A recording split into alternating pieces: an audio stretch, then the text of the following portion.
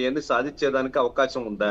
కేవలం ఒక బినామీగా పిఎస్ గా ఉన్న కేఎన్ఆర్ గారే ఇన్ని వందల కోట్లు దోచేసుకుంటే ఇక అసలు సూత్రధారులు ఎవరు?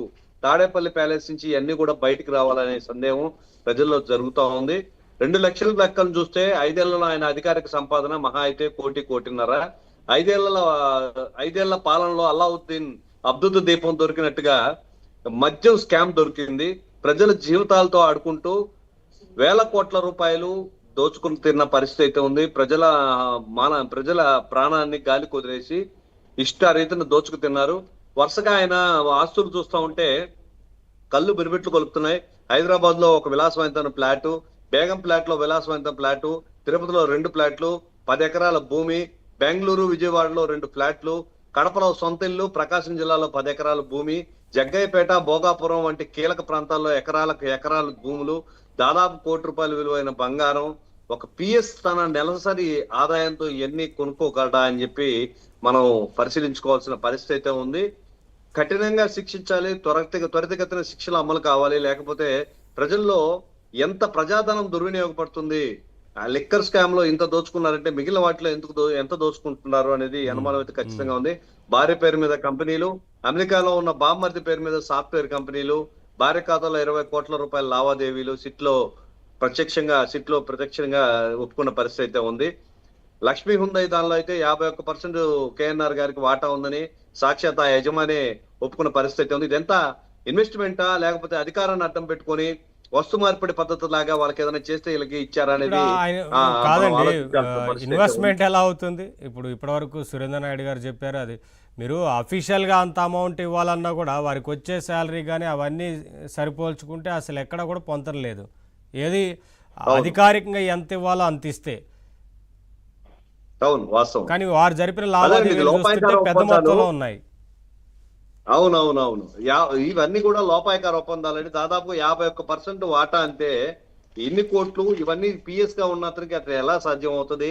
లేకపోతే లోపాయకార ఒప్పందాలు ఉన్నాయా? పాతకాలంలో వస్తు మార్పిడి పద్ధతి జరిగేది, పలానా అల్లం ఇస్తే మేము బెల్లం ఇస్తామని. ఆ విధంగా కంపెనీకి ఏదైనా ఫేవర్ చేసి తన డబ్బులు బెదిరించి తీసుకున్నాడా అనేది ప్రత్యక్షంగా కూడా తెలుస్తుంది. ఇప్పుడు కూడా మళ్ళా అధికారంలోకి మేమే వచ్చేది, ఎవరు ప్రత్యక్షంగా సహకరించొద్దని చెప్పే తీరు పరిస్థితి చూస్తుంటే వీళ్ళు కేవలం బినామీలు. వీళ్ళే ఇంత సంపాదిస్తే అసలు వాళ్ళు ఎంత సంపాదించారు, దీనికి సూత్రధారులు ఎవరు, ఇవన్నీ కూడా బయట తీయాల్సిన పరిస్థితి అయితే ఉంది. అంత డబ్బులు ఇచ్చే పరిస్థితి అయితే లేదు. ఖచ్చితంగా గతంలో జగన్మోహన్ రెడ్డి గారి మీద ఆరోపణలు ఉన్నాయి కూడా, అయ్యే మీకు ఈ ఫేవర్ చేస్తాను ఇంత వాటా ఇవ్వండి అని చెప్పి రిజిస్టర్ చేసుకున్న పరిస్థితి గతంలో మనం చూసాము. ఎందుకంటే ప్రత్యక్షంగా డబ్బు ఇవ్వాలంటే పిఎస్ స్థాయిలో 1.5-2 లక్షలు సంపాదించే ఆ కేఎన్ఆర్ గారు ఇంత సంపాదించుకునే పరిస్థితి లేదు. అంత డబ్బు ట్రాన్స్ఫర్ కూడా జరిగే పరిస్థితి లేదు. కాబట్టి దీన్ని మనం సమ్మతించాలి. ఏదేమైనా కానీ ప్రజా ధనం దుర్వినియోగపడింది, దీనికి ఖచ్చితంగా శిక్షలు అమలుపరచాలి. రాబోయే రోజుల్లో ఇన్ని 100 కోట్ల రూపాయలు దుర్వినియోగం కాకుండా ప్రజాస్వామ్యంలో బాధ్యత తీసుకోవాల్సిన అవసరం కూడా ఉంది. తప్పు చేయకపోతే ఫోన్లు ఎందుకు ధ్వంసం చేశారు? డాటా బయటపడుతుందనే భయంతో ఫోన్లన్నింటినీ కూడా స్క్రాప్ చేసే పరిస్థితి అయితే ఉంది.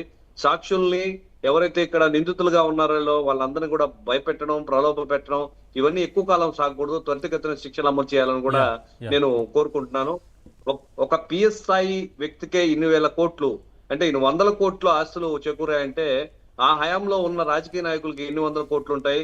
అసలు పరిస్థితి ఏంది? మధ్యతరగతి సామాన్య ప్రజలు 100-1000 కోసం ఇబ్బంది పడే పరిస్థితి ఉంటే ఈరోజు విలాసాలన్నీ తగ్గించుకోవాలని నరేంద్ర మోడీ గారు ఆదేశాలు ఇస్తుంటే 100 కోట్లు దోచుకొని తిన్న ఈ తిమింగలాలను ఏం చేయాలి అని ప్రశ్న కలుగుతుంది. ఖచ్చితంగా కూడా వీటిని కఠినంగా శిక్షించాలి, త్వరితగతిన చర్యలు తీసుకోవాలని కూడా కోరుకుంటున్నాను. సార్, కోటేశ్వరరావు గారు, పిఏగా ఉన్న వ్యక్తే ఇంతలా సంపాదిస్తే, ఇన్ని ఆస్తులు కూడబెట్టి ఇంతమంది బినామీలను ఏర్పాటు చేసుకుంటే, ఇంకా ఆ రోజున పెద్ద పెద్ద పదవుల్లో ఉన్నవారు కూడా ఇంకా ఎక్కువగా సంపాదించే అవకాశం ఉంటుందన్న ఆ కోణంలో కూడా విచారణ జరగాల్సిన అవసరం ఉంటుందేమో.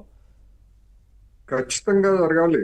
నేను చెప్తుంది అదే. ఇప్పుడు పిఏలు లేకపోతే బినామీలు వీళ్ళ వ్యవహారం ఇట్లా ఉన్నప్పుడు మరి వాళ్ళకి ఆశ్రయం కల్పిస్తున్నటువంటి వాళ్ళ హస్తం లేకుండా, వాళ్ళకి తెలియకుండా ఎవరికి ఏది జరగదు.